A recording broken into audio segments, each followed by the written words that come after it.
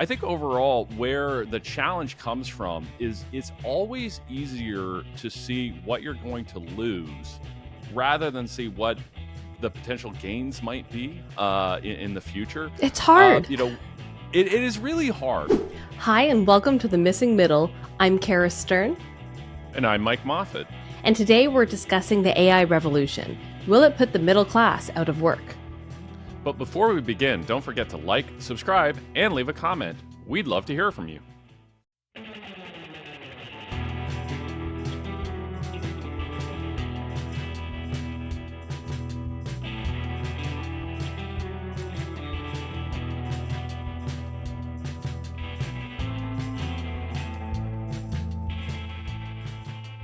So, I'm not a very big fan of the whole AI revolution, and there are many reasons. But today we thought we'd talk about what it means for workers. Whenever I hear about companies getting really excited about things like ChatGPT or robots or AI enabled tech, it just makes me think, what is this going to mean for jobs? Are we going to have mass unemployment? So, Mike, let's start there. Am I right to be worried? Well, I have trouble with the whole AI revolution too, for a variety of reasons around privacy and security and things like that. But you and I are just going to focus on what this means for workers. I'd suggest we kind of look back at past technological revolutions. So let's take digital cameras for instance. Those both created a lot of jobs for people that didn't have them before, but it also created some disruption. If you were working at Kodak in my adopted American hometown of Rochester, New York, that probably wasn't a great thing for you. If your job was to process film and make actual printed pictures, probably not a good thing for you. So these things create winners and losers, and sometimes the winners and losers aren't obvious and aren't as well connected to the technology. So one of the biggest technological revolutions that we've had over the last 60 or 70 years has actually been containerized shipping, making it much cheaper and easier to ship goods from overseas to here. And that didn't really displace that many dock workers, so it did a little bit. Where the big displacement happened was in low wage manufacturing, right? All that kind of went overseas. So it's kind of the challenge of predicting how technological revolutions will play out, how they'll create jobs and how they'll lose jobs, because it's not always straightforward. But I do think there are some things that we can think about. Scott Galloway, for instance, always talks about this idea that, in his belief, it's not AI that's going to cost you your job, but rather it's somebody who knows how to use AI might cost you your job. So overall, I don't think you're wrong to be concerned about what this means for employment, but rather this is going to create a whole lot of winners and losers, and some people probably will get displaced by this. I might be a little bit biased since I come from the journalism industry, where it's a very shrinking industry, and I've always just been told, like, hey, if we can do more with less, that's better. If we can do the same with less, that's great. And it just seems like there's layoffs all the time. If there's any advancements at all that make it easier, it just leads to layoffs. It doesn't lead to like more content. And I know it might just be because it's a shrinking industry. When I think about how AI could be implemented, I think that about how the money will kind of funnel to the top. You'll have these people who are making lots of money, who are invested in the company and own the companies, and they'll allow companies to do more with fewer workers. And then those workers will be unable to find another job. Like, maybe they can change industries, but there is a limit to how many jobs there are. We know that there's like, maybe there'll be some new ones that come out there. But at the same time, I just don't see how it can lead to anything but increased inequality with money at the top and more poor people at the bottom. Well, again, I would look to past technological revolutions. I would, again, containerized shipping, at least globally, led to a massive increase in equality, because it boosted the middle class in countries around the world. Wasn't great, obviously, for the Rust Belt of the United States or Canada, for that matter. but it creates these kind of winners and losers. I think the journalism example is a really good one. I think why there's job losses in journalism is not because journalistic organizations were trying to get more productive. It's because these technology companies basically ate the lunch in the ad market. And I do think, that kind of shows the dynamics here, right? That's not necessarily the job losses come from your industry, whether your industry or my industry becoming more productive. Rather, it comes from some other industry becoming more productive, eating the lunch of the incumbent industry. So, Kodak didn't decline because Kodak got more productive. Kodak declined because Samsung and all these other technology companies who created digital cameras basically ate their lunch. And I think that dynamic is important. We can get winners and losers from this, and sometimes the losers are labor and sometimes the winners are capital. And I do think we have to be worried about what it means for inequality, but it's also not a slam dunk case. There is a big part of the journalism industry that, of course, like ads have really disrupted it. Classifieds, when I learned how much people used to pay to put a classified in the newspaper, like you think about something like Kijiji, definitely disrupted it so much.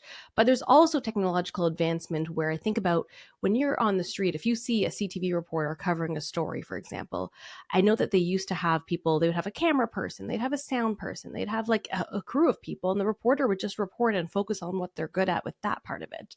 And now that's one job. Like that's pretty much a reporter has to be able to go out there and report on their own. You see, I know people who work at CBC who have these like little audio kits and video kits that are just really their phones. And that's one job now. So then it never came back. Those jobs never came back, at least in that industry. Yeah, and I think that's a really good example of the phenomenon that goes on, and that goes beyond journalism. The term calculator actually didn't used to refer to a device; it actually referred to a person. For example, right? That there used to be, rows of people who it was their job to add and subtract numbers and do things like that, do calculations and so on. That job doesn't exist anymore. So it's not even, in your journalism example, something that took the work of five people went down to one, but rather it basically went down to zero. Now somebody just does all these things in Microsoft Excel or whatever. So absolutely, you do get these job losses with these increased efficiencies. But again, jobs are created in other parts of the economy, right? So, for instance, you and I right now, because of this, technological revolution, we are able to comment on the news reports that those CTV and CBC folks are doing 10 or 20 years ago. That's what we're doing right now wouldn't have been technologically possible. So I think you're right at the sort of individual firm level.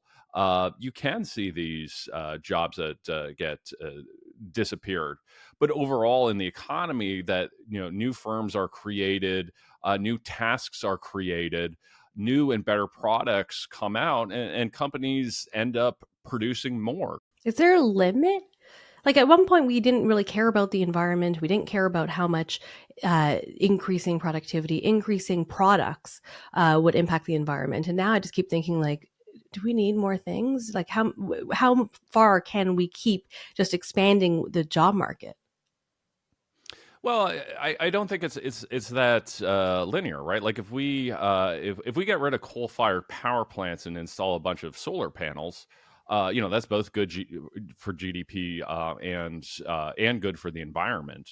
We have to understand that 2/3 of the economy are services, right? It's not actual stuff, right? It's education, it's healthcare, that kind of thing. And yeah, I think we can absolutely continue to improve those things without harming the environment. Now, we have to make sure that obviously there's guardrails there, right? So it's not necessarily that increasing output is good for the environment. It's often not, right? And I think that's where we need the sort of policies in place to make sure that we're not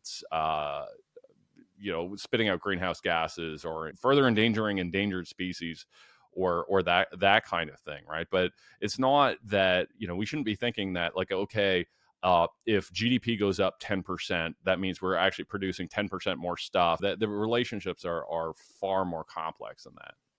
We could just be selling 10% more homes to each other on the resale market, since I hear that's a big part of our GDP at this point, right? Well, we could. Well, I mean, that might not be a bad thing right now, given how bad the resale market is. But we can leave that for another time. Doesn't your argument, though, just assume like really high levels of competition where a company is actually wants to compete more? Like, why wouldn't they just slash costs, increase profits so they get the growth at the top there instead of trying to actually like maybe accidentally lower prices? Yeah, and I think that's fair as well. And this is, the whole sort of argument around, technology can kind of reduce prices because you get firms competing with each other, trying to become more efficient. Does require a certain level of competition, and I actually do think we need to worry about that a lot in the AI space, where if this leads to further industry concentration, if it leads to big sort of monopolies in the AI space kind of dominating everything, then yeah, absolutely. It could lead to basically firms, keeping production low, keeping prices high, and having huge margins. I think we do need to worry about that. And this is where areas like competition policy become incredibly important. And the work of good friend of the show, Vass Bednar, and others, I think are incredibly important. So I think we're right to be concerned about those things. It's not necessarily that they're going to happen, but they might happen, and we need to have guardrails in place to ensure that it doesn't. Now, I'd actually like to go back to the jobs question, right? Because it's an interesting one.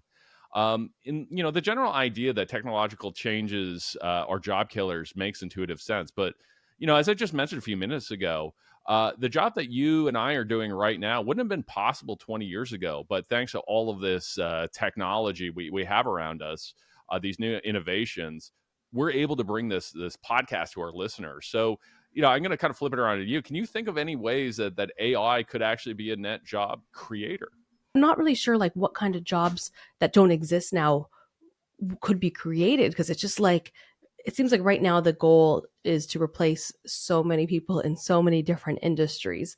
And I know when you talked about before, it was like replacing people doing like labor. So okay, sure, there was that part of it in historically, but now it like the exchanges we have, is it more of a change in the service industry than we have had in the past? Like, is it am I just biased here because I'm looking at white collar jobs and being like, well, that could go away, and that's so much of our industry right now, or was it just as big of a deal before? I would say it's actually probably in some cases an even bigger deal before, and I I think again your concerns are valid, because again you can see the jobs that are being at disruption, but I think overall where the challenge comes from is it's always easier to see what you're going to lose rather than see what the potential gains might be in the future. It's Uh, hard. you know, it is really hard, right? And that's the challenge. And one of the things I always like to do is go back to like the late '80s and early '90s and listen to people talk about the internet, and how what the internet was going to change and not change, and uh, how it's going to change our lives. And for the most part, everybody got it wrong, except oddly enough, that the one exception was David Bowie, who gave a really good interview about how, yeah, I go, I suggest our listeners check this out, about how the internet was going to change society. Everybody else got it wrong, right? And it's not that people in the 1990s weren't intelligent and we're so much smarter now. It's just that the future is really hard to predict. And it's always easier to see what's at risk than to see, the new and novel things that are going to be created 10, 20, 30 years down the line. I think it's changing faster now because I hear AI like it starts to build, and we see changes here and there, but then it gets exponentially better. And I guess that's part of my concern is like how fast things can change. Is that different? No, I would again. Maybe I'm just being contrarian here, but I actually think it's the opposite, right? Like if you were born in say 1890, you would have seen in your life, you would have been a teenager when there was the first manned flight. And probably still would have been alive for people, or possibly been alive for people landing on the moon, right? I think we have this tendency as a species to underestimate the amount of change in the past, right? Because you and I have always lived with it, right? Like you and I are of an age where we've always lived with, people landing on the moon. We've always lived with jet flight and all of these things and antibiotics and what have you. Uh, so we just kind of treat them as, sort of things of nature, where anything that's changing, right now, you and I are going to treat as like, wow, new and novel and scary. And oh my gosh, things are changing. But that's just because we weren't around 100 years ago to see, how quickly things were changing then. And again, I don't want to suggest that that means that, progress always moves at the same rate. There probably are periods where you have more or less change. And I often think it's tough to know when you're living in one of those periods. I think it's almost one of those things that you can only kind of see in retrospect. It seems like if you're trying to get into the job market now, the best thing you can do is pick a job that's really hard to replace by AI. But like you said, we can't really predict which jobs will actually be there. So I don't even know how you prepare for the future. And there are some jobs, like I think about things like caregiving, where it's like right now, that's a very low pay job. If someone asked me like, hey, do you think I should go into that? I would be like, okay, well, it's a wonderful thing to be in a caregiving job, but also it's extremely low paid. It's not valued nearly as highly as it should be in society, and you have to keep that in mind. Should people basically just go into the most human jobs in hopes that those aren't going to be replaced, even if those ones are like not valued right now? Yeah, I wouldn't necessarily say so. Again, that it would have been hard to connect the dots that standardized containerized shipping would be the biggest thing to disrupt manufacturing in the Rust Belt, right? You might have thought back then like, oh well, maybe it's robots, maybe it's this and that. Well, no, it was actually just big container ships. So I would almost focus on it. Again, this is something that Scott Galloway talks about a lot. Rather than focusing on jobs, focus on skills, right? And go, okay, what are the skills that are going to be difficult to replicate? And that tends to be sort of a combination of things. I tend to be skeptical, for instance, that AI is ever going to really replace creative thinking. And maybe that's just because I played around with ChatGPT and seen the nonsense it spits out. But For that sort of now, combination for now, well, you never know. You never know, right? But I think thinking in terms of skills, I think is important. And also just doing things that you love, I think is important as well. Like if you're not passionate about something, you're gonna stink at it regardless of how lucrative it is, right? Because you're gonna end up getting out competed by people who care about it more and love it more and that kind of thing. So sure, I but would. the jobs that you're talking about, like those art jobs, creative jobs, I think like are going to go for sure. I'm sure that a lot of places that historically, you pay an artist to make, I don't know, a logo or something, and now you can just ask. I guess it would be one of the big AI graphics creators. You could just ask them like, can you give me a mock-up, and then you can just pay an artist to do the final version if you want to feel good about yourself. Like I feel like those kinds of jobs, and unless we have strong policy against it, like art is actually one of those areas where I think it will be replacing jobs, and it'll just become that's a hobby now. Like you can enjoy writing, you can enjoy painting, but like that's not going to make you any money. Yeah, well, I would really distinguish between creativity and art. I think the nature of creativity would likely change, right? Again, where it's the person who figures out how to use those tools and uses it in other contexts, right? So, I'd like to think the things that you and I are doing right now, I think are very creative, right? Even though I don't know about you, but I can't draw anything, right? But we use that sort of creative thinking and these communication skills in our day to day life, right? And I think we can over focus on again the sort of employment side, thinking in terms of jobs, right? Rather than thinking in terms of skills, right? And having those creative skills, having those communication skills, I think are still going to be really, really important, even if they manifest themselves differently in employment. And the kinds of things that creative people do in 2050 might be very different than what they would have done in 1950. But those skills are still going to have quite a bit of value. So if you have one of your students come up to you now and say, "What should I do?" what advice would you give them? Do what you love. Basically, find a profession, find something that you're passionate about. And I'd also say that this actually comes from the creator of Dilbert, who is completely bananas, right? But like a stop clock is right twice a day. And one of the things he points out is that what often matters for people, like if you're Wayne Gretzky, focus on hockey, right? If you are the best at the world at one particular thing, focus on that one particular thing. But most of us are not Wayne Gretzky, right? Or Serena Williams, or whoever else, right? We're not, we don't have any skills where we're a 10, but a combination of skills that are a 7 and an 8 can be extremely valuable if that combination is rare, right? So you know am I a great mathematician? No, right? But I'm good enough at math. Am I the world's greatest economist? No, despite what a coffee mug I might own says, I'm not. uh and am I the world's greatest communicator? Certainly not, but I'm good enough, right? So I'm not a 10 in any of those things. I might be a 7, but I'm that combination of sevens that is really hard to sort of replicate and bring together. So I tend to sort of suggest focusing on that, right? Developing a set of skills. And one of the most important ones, I think, is hard to replicate. And again, maybe AI will someday, is being really good at various forms of communication. If you can do that, then that coupled with some other set of skills, I think can be incredibly valuable. Thank you so much for watching and listening, and thanks as always to our producer, Meredith Martin. And if you want to ask us a question about automation or AI or the economy, please send us an email at missingmiddlepodcast@gmail.com. And we'll see you next time.